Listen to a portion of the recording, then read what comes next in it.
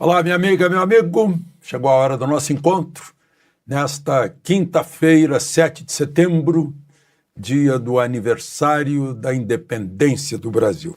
Interessante, em certa idade a gente fica testemunha da história, né? Eu acompanhei a chegada e a viagem pelo Brasil dos restos mortais de Pedro I.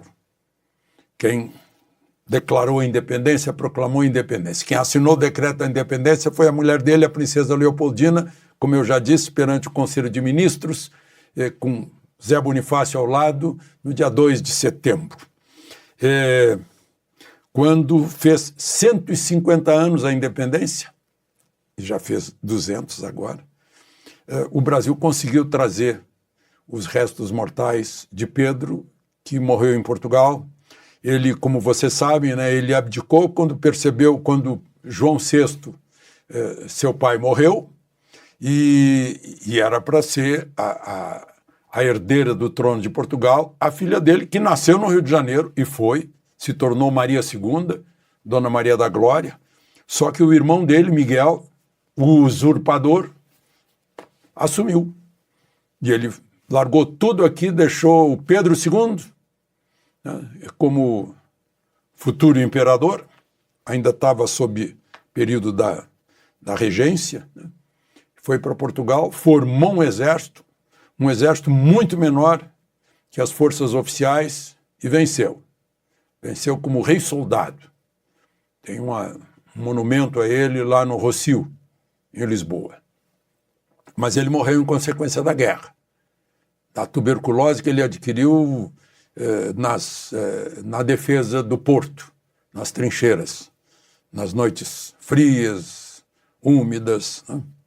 Morreu lá e acabou vindo para cá. E eu digo para vocês que pelo Jornal do Brasil cobri a chegada dos restos, a passagem dos restos mortais, inclusive na Catedral de Porto Alegre, e depois estão lá depositados no monumento do Ipiranga, que fica pertinho do Riacho, né?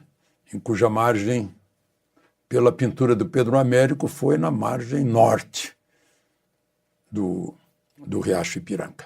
Mas hoje eu vou ler para vocês o artigo que um descendente dele, o pentaneto dele, Dom Luiz Felipe de Orleans e Bragança, né, da Casa de Orleans e Bragança, que é deputado federal, representando São Paulo, os eleitores de São Paulo, escreveu para a Gazeta do Povo. Mas, por enquanto, vamos em frente, vamos falar do 7 de setembro. Não esqueça de se inscrever e, ao final, de deixar o gostei ou não gostei.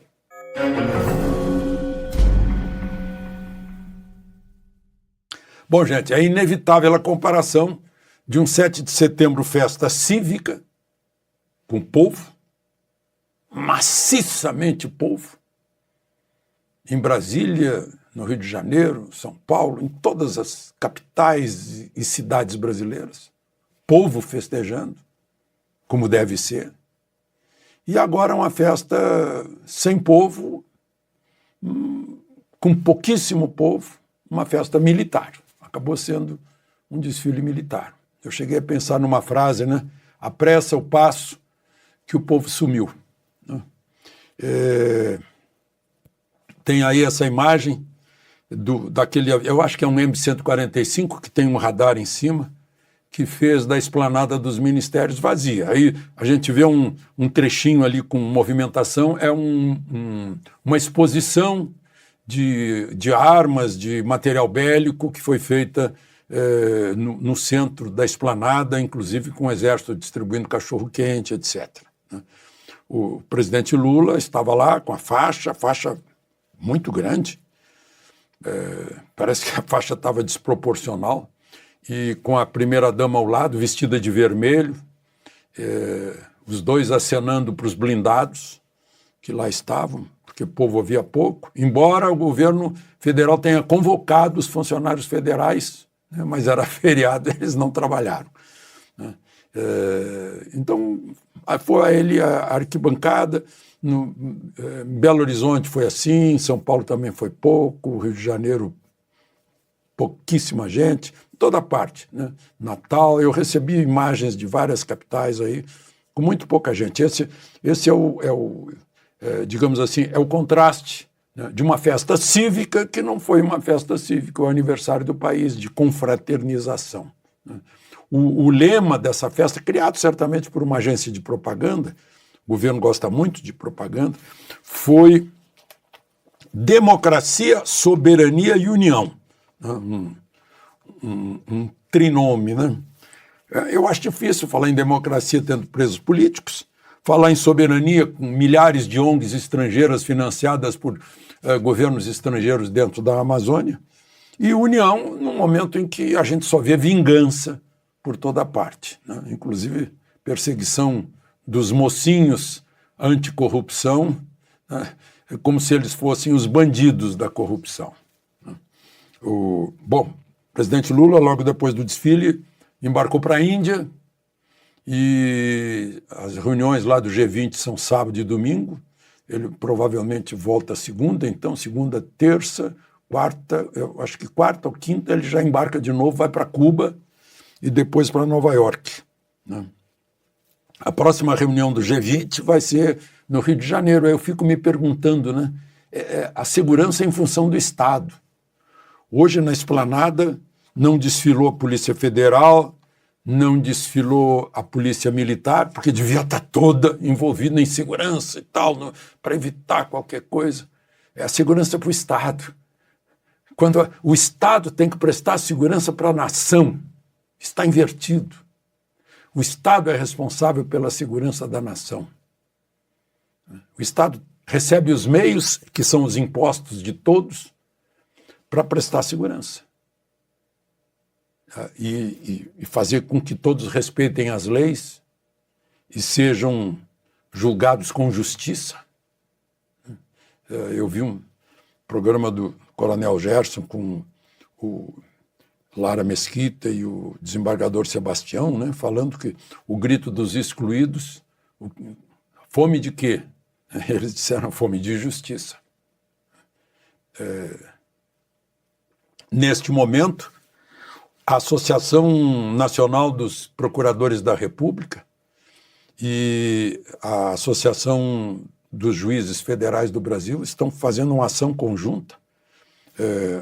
Provavelmente é um agravo contra o ministro do Supremo, Dias Toffoli, que foi advogado do PT, não custa lembrar. Antes ele elogiava a Lava Jato, agora ele está punindo a Lava Jato. Né? E ele dando exemplo para a Advocacia da União, para o ministro da Justiça, para saírem atrás dos policiais federais, pessoal da Receita Federal, os procuradores, né, que investigaram, ao lado da lei e do interesse do público, os corruptos, que devolveram bilhões. Dizer que não serve porque houve injustiça, mas devolveram bilhões. Fica difícil de constatar isso. O interessante é que quem vai examinar o recurso, que está na turma, é o próprio Toffoli, mais Gilmar, Fachin, Nunes Marques e André Mendonça. Vamos ver o que pode acontecer. A Bárbara, do Te Atualizei, fez um documentário sensacional. Sensacional não seria bem o termo, seria horrível, né? Porque a gente se horroriza com o depoimento dos advogados dos presos, da Papuda e do presídio feminino da Colmeia. Meu Deus do céu, o tratamento não é de país democrático, não é de devido processo legal, não é de Estado democrático de direito, é de arbítrio, pelo que a gente vê do depoimento dos advogados desse pessoal. Né? A propósito, eu acho que é uma cortina de fumaça de uma agência de propaganda do governo.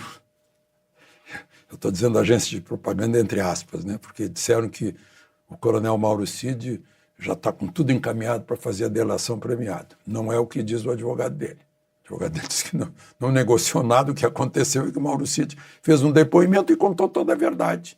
E contou tudo e ponto final, não estou negociando nada. Só para a gente saber, né? Bom, eu fiquei... Voltando aí, eu esqueci de falar, eu fiquei triste que tem 13 escolas cívico-militares em Brasília, que o governador manteve, embora o Ministério da Educação tenha retirado tudo. Elas não puderam desfilar hoje, no 7 de setembro. É o espírito da vingança, né? Gente, eu vi aí manifestações, notícias da Bloomberg. O Brasil passou longe dos Estados Unidos também na exportação de milho.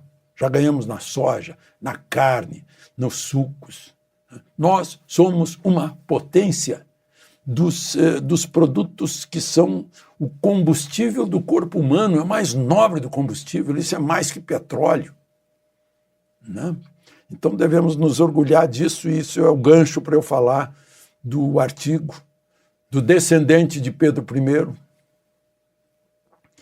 tetraneto de Pedro II, bisneto da princesa Isabel, o deputado federal por São Paulo, Dom Luiz Felipe de Orleans e Bragança, né, em que ele fala o seguinte, eu vou fazer um resumo, né? Um dos defeitos da psique brasileira, criada pelo sistema de ensino, pela mídia, pelos artistas e até por nossas famílias, é sistematicamente negar a legitimidade dos fundamentos históricos que conduziram o país ao estado atual.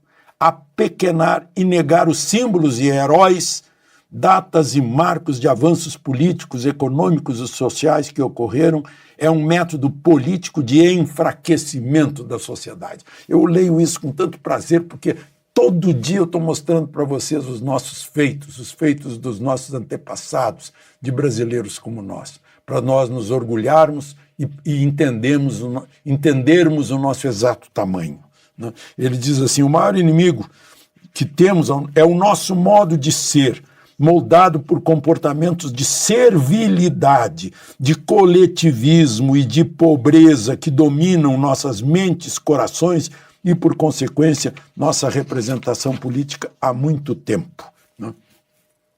Aí ele diz que chama isso de etos do inho. É o cafezinho, a mulherzinha, o homenzinho, a cervejinha, o churrasquinho, o carrinho, o maridinho, né? A gente se diminui como povo, né? A gente se enfraquece como povo, e aí os corruptos gostam de nos manter na condição passiva de sempre. E ele diz que essa postura é inversa à de Pedro I.